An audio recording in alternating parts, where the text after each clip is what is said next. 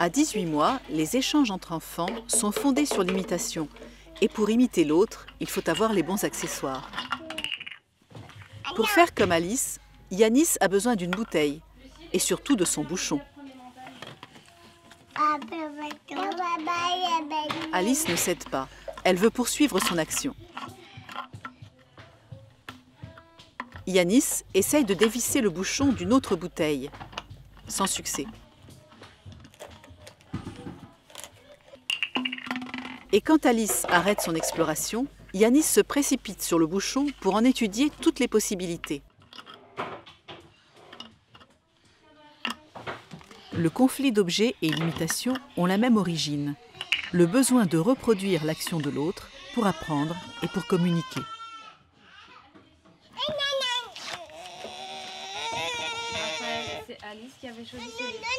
C'est pour imiter Alice que Raphaël convoite son livre.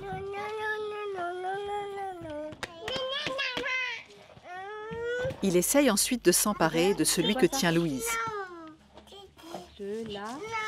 Le conflit se résout quand Raphaël découvre l'existence d'un troisième livre.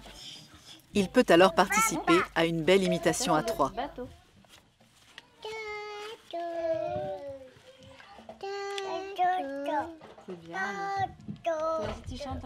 Faire comme l'autre, c'est partager les mêmes émotions.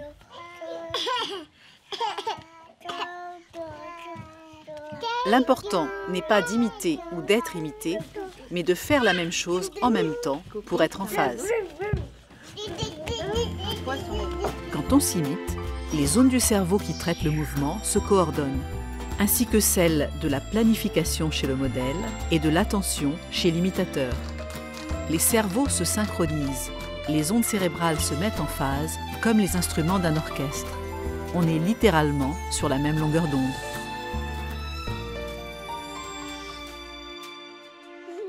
Avant le langage, les enfants s'imitent pour communiquer.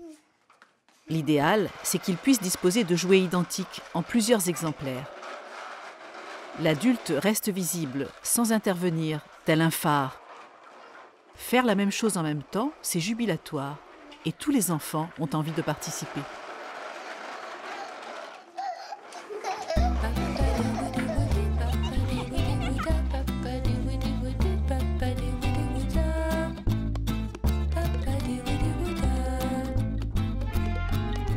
Suis-moi.